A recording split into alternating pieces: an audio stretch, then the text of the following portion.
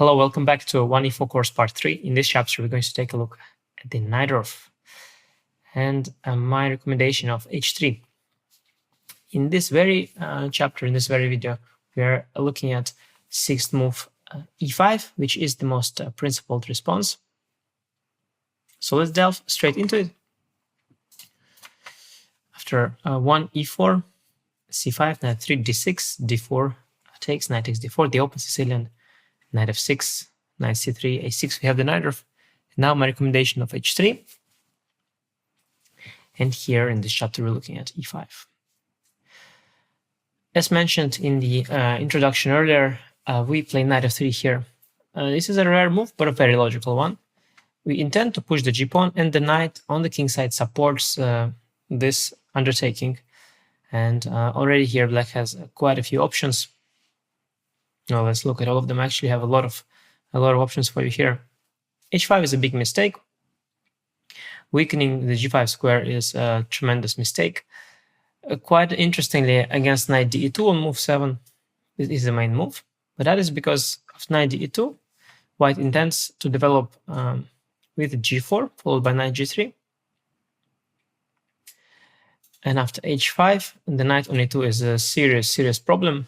White usually goes g3, bishop g2, but then knight here lacks squares, it has nowhere to go, and therefore this move is justified. And interestingly, at some point, white has introduced the idea of knight g1, and opponent she played it actually a few times, moving the knight onwards to f3 and then g5. And now, as you might notice, we will get the same position as after knight f3, h5, but in our case, we have 2 extra tempi since we didn't have to waste all the moves with the knight. And so h5 is absolutely ridiculous if you know that story of knight e2, knight g1 variation. And basically, anything is good here, but I recommend the most principled approach, bishop c4, b5, and bishop d5. This is very strong. After knight d5, knight d5, black doesn't have a good way to meet the a4 push, and bishop g5 also is a threat. And after bishop e6, which has happened in 2 games, a4, the computer says the position is absolutely horrible for black. Just a very bad version of things. Pawn on h5 is completely out of place here. b5 is also very dubious. The thematic a4 before knight d5 response is a problem. Black already has issues with the exposed queen side here. Not a good move. Bishop e6 also not played very often after knight g5. The bishop is turned out to be too exposed. Bishop e7, we just take it. Develop the bishop plus c4. Play a3, securing the bishop, and we have a nice position, potential pressure on the e6 pawn, and we're ready to expand on the king side with g4. Also, we can play f4, trading off this pawn, skipping that weakness on e6, even as the pawns might get undoubled. All rare moves, these ones. Now h6 is actually clever. If we play g4 and b5 is actually pretty decent. Now a4 is less attractive because we had weakened our king side somewhat. Instead, we should play bishop c4. And on the whole, there are some advantages to having included these 2 moves. For example, bishop e7, bishop to e3, bishop e6, bishop to b3, a standard position. But the inclusion of h3, h6 probably is to our advantage. For example, after knight d7, we have knight to h4. These light squares on the king side are a little bit weakened for black. And after castle, rook c8, queen f3, we use the fact that the g4 square is protected, that knight g4 or bishop g4 are not available to black. And after knight c5, I like this idea of giving up the bishop for the knight. It's a standard idea in these kind of positions. White doesn't spare the dark squared bishop, all for the noble goal of controlling the d5 square. After rook c5, knight f5, knight is heading to e3, where we establish a wonderful control over the d5 square, and black having the bishop pair in this somewhat close position is not a problem for us. After 10, knight c6, I recommend knight d5. Nakamura played knight h4 here in the game against Duda, which is playable, but knight d5 seems to be more challenging. Bishop d5, castle and c3, preventing knight b4. Next, we intend to castle short, and the knight on c6 is quite misplaced. After knight d5, queen d5, black would rather have the knight on f6 fighting for these 2 important squares, e5, e4, and d5. Knight on c6 is quite misplaced here, and white has a small advantage. And now for the two main moves, queen c7 and bishop e7, the most thematic moves in Sicilian, in these kind of positions. Queen c7 is not pointless. I propose a4.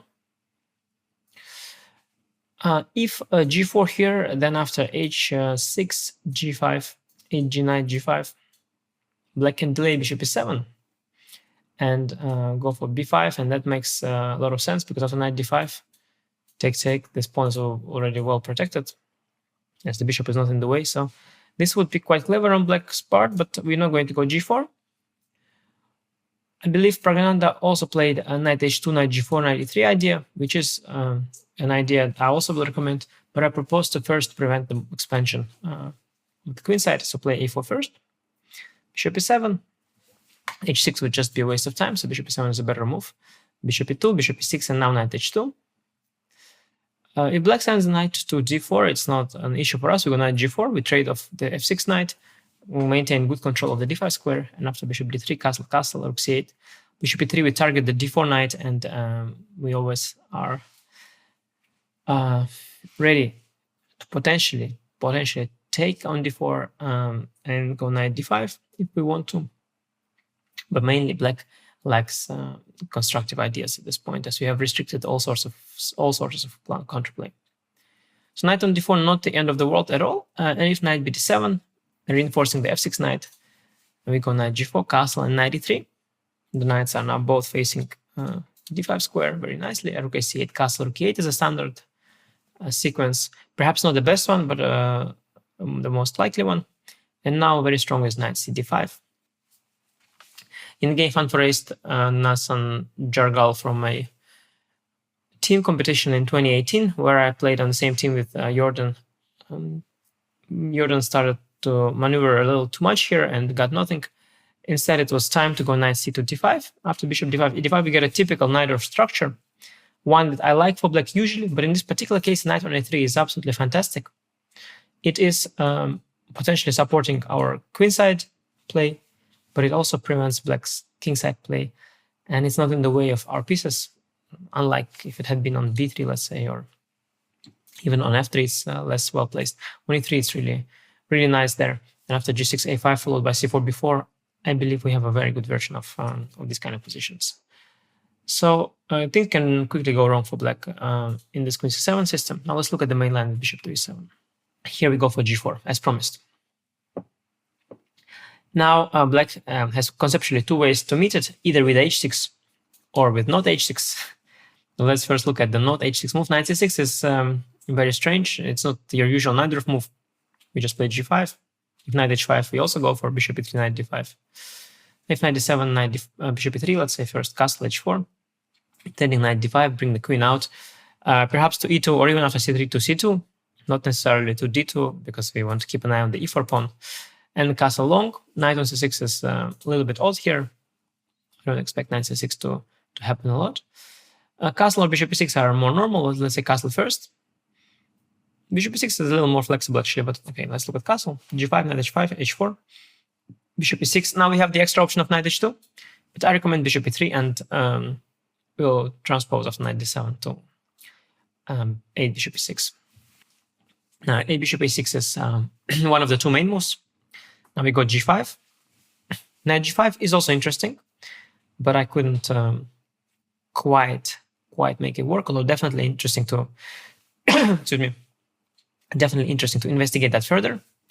Instead we go for g5, and now black has two options, knight to h5 or knight to d7. And both very different in nature. On d7 the knight is more likely to contribute to queenside play, while on h5 it is stopping our kingside play. So knight h5 more defensive, knight d7 more counter-attacking approach. Let's look first at knight d7. Propose bishop e3. Actually, this is an important junction here. We can start bishop e3, we can also start h4, and they're very different. If we start with h4, black has the opportunity to go for b5. And with bishop e3, we are trying to prevent it, because now after b5, we have knight to d5, and black is not in time to go for the ideal knight b6, knight d7 setup. And after castle h4, black is not doing too well. Also, queen d2, of course, instead of h4 is possible, and with these two knights unable to regroup in this harmonious way, black is not doing really very well here. Instead, after bishop e3, black should be accurate and go for knight b6. Now I recommend h4. Starting with queen d2 probably transposes, so it's the same thing. h4, knight d7, let's say h5, rook c8, queen d2. We have this position. And now black has a choice. Knight c4 is the most natural move. If black castles first, we go for knight h4. This is a standard way to continue the attack here on the king side. Now that we pushed both pawns, the knight also joins. Knight c5, we castle long, blundering into bishop takes a2 tactic, blundering very happily because after knight f5, we are going to collect a much more important pawn on d6, and black's collapsing as these two knights are targeted by this bishop, and somehow this black is somehow just collapsing in this particular position, even though bishop a2 looked like a fancy little trick. Knight c5 is probably the best move, but a very unusual one. Black has to know it. Now, recommend very, very subtle h6, g6, b3 approach. We are taking away the squares from the knight, and if d5, then after knight e5, we go for an endgame. Knight e4 takes, queen takes d8, bishop d8, and c4, and we have a better endgame. And that is also why we've included h6 first, so that now f6 doesn't come with the same effect. But most likely move, and the one that I also faced in the blitz game, is knight c4. Unfortunately, after bishop c4, rook c4 in the blitz game, I've mixed up the move order. I played b3 and long castle, allowing bishop g4, where I ended up sacrificing the exchange, and position was very unclear, but I eventually didn't end well for me. Unfortunately, I mixed up. You have to start with knight h4, very important, intending knight f5, and only after g6, now you go b3, rook c8, and long castle. And after queen a5, king b2, black just lacks counterplay here. Castle is just very dangerous, castling straight into the potentially open h-file. Otherwise, black just lacks counterplay. So important to start with knight h4, something that even I forgot in the blitz game, but now we know. That is knight fd7, knight h5 is the other move. Now we go for h4. Bishop e3 here is the same. We can also start with it. Knight d7, bishop e3 castle. This is the standard position. We get now we go bishop h3. Nice move here. Bishop would do quite a good job being developed here. And rook c8, knight d5. And this happened in the game Hilby Zhao. And after rook e8, c3 is very strong. Queen is extremely well placed on c2. This comes back in some of the positions. Unusual, but a very strong idea. And next we want to castle long, and black lacks counterplay on the queen side, and we are going to potentially target the knight on h5. There are many ideas, but one of the important ones to keep in mind is knight reroutement from f3 towards e2 and g3, where we can finally trade off this knight on h5 that blocks our queenside play. But what is even more important is our control of the d5 square, and that is what determines our advantage here. That is how we deal with 8 bishop e6. And a more cagey system, I think we have even more fun after the main move 8 h6. Here we should not push g5 prematurely. After g5 takes, there is this fancy move bishop g4, which is quite unpleasant to face. But instead of that, we start with rook g1 in intent g5 for later. Here black has few options. So black can stop g5 in the most mechanic fashion with g5. And actually I faced it in a blitz game as well. I've played this line in a fair portion of my games because I find it very interesting for white. So not only recommending it to you, but also trying it out myself. And I got a fantastic position. I went knight d2, and my knight got rerouted to e3, after bishop e6, knight c4.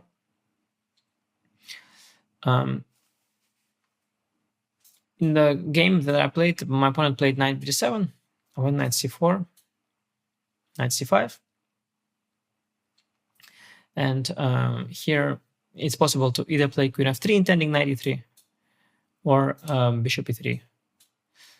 Both options are quite viable and promising. The most natural move is bishop e6. However, now I recommend knight c4. Black is not able to develop with knight d7 because the pawn is hanging.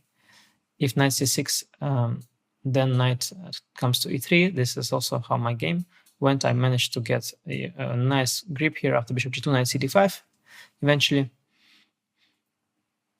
And after 11, knight takes e4, which is an option. Then the endgame after knight e4, d5, knight e5, d, queen d8, bishop d8 is slightly better for white after bishop d2. The e4 pawn is somewhat exposed. Black's kingside pawn structure is not ideal. The pawns are disconnected. f5 will be met by gf5. Can be met by gf5 always, where the e4 pawn remains weak. And white is slightly better here. And that is for g5. Queen c7 is another move. After g5, a g knight g5. b5, we'll see this position in the b5 move order. Queen c7 not the most accurate move at all. Bishop e6 will likely transpose to knight c6. After g5, a g knight g5. Black should play knight c6 here. We'll see that in 9 knight c6, which we'll look at actually just now. Knight c6, g5, a g knight g5. Now bishop e6 is the main move. It's also possible to go queen c7, a very, very ugly setup with knight d8 after bishop c4, but it is not too bad. After bishop b3, knight e6, knight is back in the game. Here, Pankratov had a game, he went queen e2, and after knight g5, got a fantastic position and won. But after queen e2, knight d4 is very strong. Bishop f7 is not the end of the world. Black just moves away the king, and then with a strong knight on d4, has surprisingly a decent counterplay. If you think your opponent might be aware of this, you can play queen d3, which is the better move. And after knight g5, bishop g5, we sacrifice the pawn, rook h3. We go bishop back to e3. We want to castle long, and if black finds the best move, bishop g4, we still go with the king towards the queen side, but in a manual fashion, we go king d2 first, intending to bring that rook out of a1, either to e1 or after rook h1, we can trade and get the rook to h1.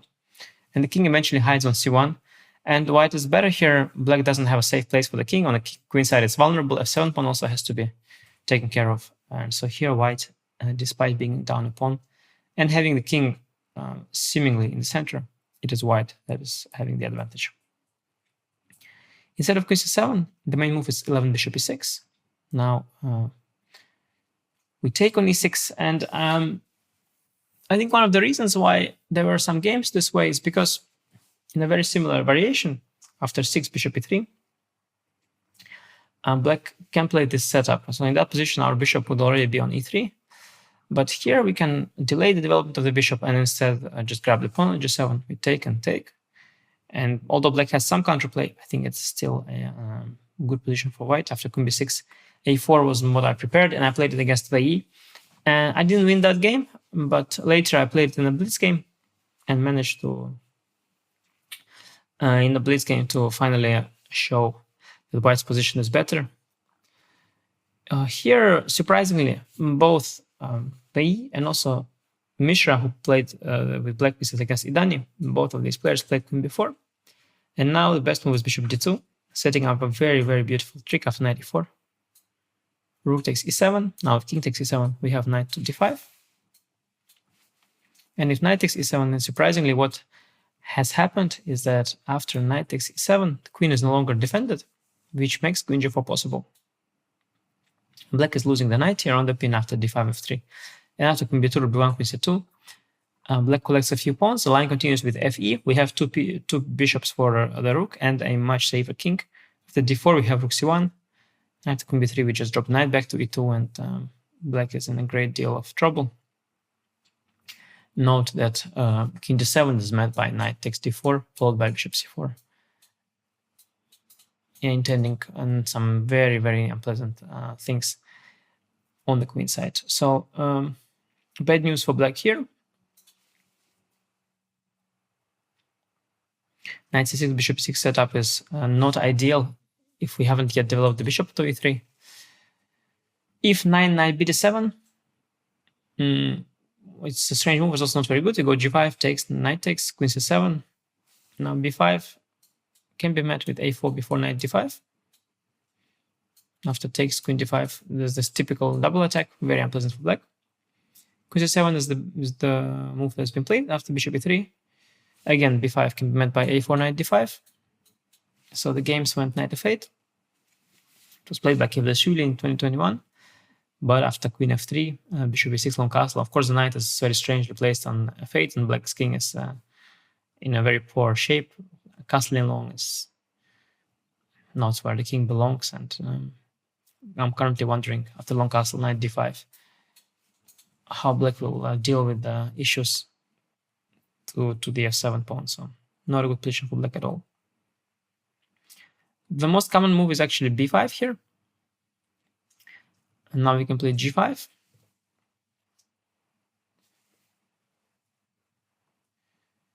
H5, knight g5. And here already a few options. White has the idea of going a4, b4, and bishop c4 sometimes. So some people might want to prevent it with queen c7, but that's actually premature. We go for a4, b4, and knight d5 here, which is another issue. And after knight d5, queen d5, the double attack is causing black to give up the bishop pair. And after bishop d5, bishop g5. This is even stronger than rook takes g5 that's been played before. Bishop g5 is stronger. Bishop b7, queen to b3. Black's position is kind of collapsing here. After bishop e4, very strong is rook g4. And I like this sample line, d5, rook e4, d4, queen b4, knight c6, queen e4. We have two bishops for the exchange. But the main factor is that the king safety. Black's king is really, really weak. If black castle short, and then after bishop d3, the attack will be devastating. And so white has just a tremendous position here. Instead of queen c7, a better queen move would be queen a5. Surprisingly decent, but a very odd move. So Shikharan played it once though. Here we go bishop to d2. And there's also some complications after bishop e3, knight d7, a4, b4, bishop c4, worth investigating. But bishop d2 is the main move that I recommend. After b4, knight d5 ed. It's not easy for black to deal with the threats of a3 and queen f3, and I think the position is quite problematic for black. Main line is bishop b7. Now, unfortunately, a4, b4, bishop c4 is not working quite yet. After bc, bishop f7, king f8. We don't have a good follow-up here, so don't do it here. Don't mix it up. Because 96 in general is not the idea, because here black collects 3 light pieces, which is more than enough in this position. Black's doing fine here. Instead of a4, we go bishop e3. And now only after knight d7 do we go a4, before bishop c4. And actually, this I also managed to get in a blitz game. I've played this line a lot. My blitz games very successfully, actually. My opponents, they fell for all the traps that I already thought were likely. It's really amazing how poisonous this line is. And here, well, my opponent fell for the main trick. He went bc, bishop f7, king f8, hoping for knight e6, where indeed black is okay with 3 pieces for the queen. But I go bishop g6 here. Important move, by the way. Not back here. I remembered luckily that bishop g6 is the way. And here, the best move is queen c8, but my opponent plays cb, which is the most natural. Knight e6, king g8. Now bishop f5 is very strong. And knight d8 is best. My opponent played bishop f8, which was even a worse version of this. Knight d8 is better try. Knight d8, b8, queen a1, rook d8, and here black has rook and 2 knights for the queen, but the problem is the king safety. And after queen b2, followed by queen b3, king f8, bishop g6, black is barely able to defend from mate. After d5, queen d5, knight d6, rook g3, another heavy piece into the attack, and after rook f3, coming, black is going to be tied up, and the king is going to be in great danger, and white is on top here. 16 queen c8 is an unfindable move, I believe. After simply b3, we have tremendous attack. We want to play queen out, long castle. Always knight e6, bishop f5 are there, targeting mate here. Black has to defend with rook h4, only move. And the idea is that after queen f3, knight c5, queen g3, bishop e4 is somehow holding. So we start with queen e2, and now after the most natural king g8, now queen f3, knight c5. Queen g3, bishop e4 is not holding because after takes, we have checkmate, while when the king was on f8, it could still run away. So queen e2 first, but yeah, basically this is a dream for us. The main trap, one that I also managed to have my opponent fall into, I think one that you'll likely also be able to execute. If not bc, black is also in trouble after rook f8. We just go knight d5, knight d5 et. Black king is stuck at the center. We go for queen e2 and long castle. After 14 short castle, black is getting mated on the king side, simply knight d5, and it's crushing here. Pankratov beat Nilash very quickly in the Delhi Open 2022. A lot of games by Pankratov in this line. And actually, that was one of the reasons I remembered about this line, because I faced Pankratov in a global championship last year. And so I had to revise all these variations, and I realized that they are very, very dangerous for black. That is for knight bd7, not the best move, but the most likely one. If knight c6, we play a4. Now b4 is met with knight d5. And the best move, it has been once played. I'm really shocked to see that it has been played by a player from India called Vantika. I don't know how she found queen c8. AB is really an incredible idea. Just a waiting move of sorts. Truly remarkable. After AB, rook a8, queen a8. I recommend to take the pawn, knight b5, castle, bishop c4, and black has compensation, but white still for choice here. And extremely unlikely sequence, but somehow black played it. Maybe black was already prepared, I don't know. 12 queen c7 is probably the main move according to the computer. Now we should, black actually guards the c4 square, so it's very natural. But note, you should, black should do this here, not here, because of a4 before knight d5. So black should go bishop b7 and then queen c7. Then I play queen d2, knight b7, long castle, rook c8, standard move, king b1, also standard move. And here I looked at two natural continuations, knight b6 or b4. If knight b6, we should open the position with f4. The queen is ready to swing across to the king side. Knight f7 always in the air. b4, queen f2 now very strong. Thematic idea in Najdorf, attacking the knight on b6. Knight c4, bishop c4, queen c4, fed, knight d5, everything forward. And after bishop d5, e d5, rook d8, black somehow keeps it all together. But we have lots of interesting options. I really like the following line: b3, queen b5, and a4. And now the king is extremely safe. After b8, king a2, c4 is coming, and yeah, the difference between the king safety is just striking. Our king is completely safe, while the king on e8 will never find safety. Also, move 21, rook takes d5 is very interesting, by the way. So options here for us. 15 b4 is the other way, and now knight d5 is very strong. Knight takes, pawn takes, knight to b6, targeting the pawn on d5, and also ready to jump to c4. Queen d3 is very strong now, intending knight f7, queen g6. Rook h4, brilliant defensive idea. If knight f7, e4 is there, intermezzo. Very nice how black uses all the pieces for defense. But now we go bishop g2. Queen f5 is also an alternative, by the way, something to look into. But bishop g2 is what I recommend. Bishop is heading to e4. Then after knight c4, bishop c1, rook d4, queen e2. We've managed to safeguard our king here. And black has to know how to follow up here. I think the line starts with knight a3, and after ba, rook d3, black has to know a bunch of forcing moves to still somehow stay in the game, but all very unlikely. Very dangerous position for black. All in all, I think the two main lines are this this position, which I think is very promising for white, and also this bishop e6 line, I think very likely. Bishop e6, g5, and now knight d7 or knight h5. Very interesting position. And I think we have worked it all out in great detail. And you should now be ready to face 6e5 against h3 with this new, well, not entirely new, but quite fresh idea, knight f3. I don't think anybody ever recommended it. I think a very fresh approach and an interesting new big chapter of the Najdorf Sicilian. Hope you'll put it to good use. Thank you for watching, and see you in the next chapter.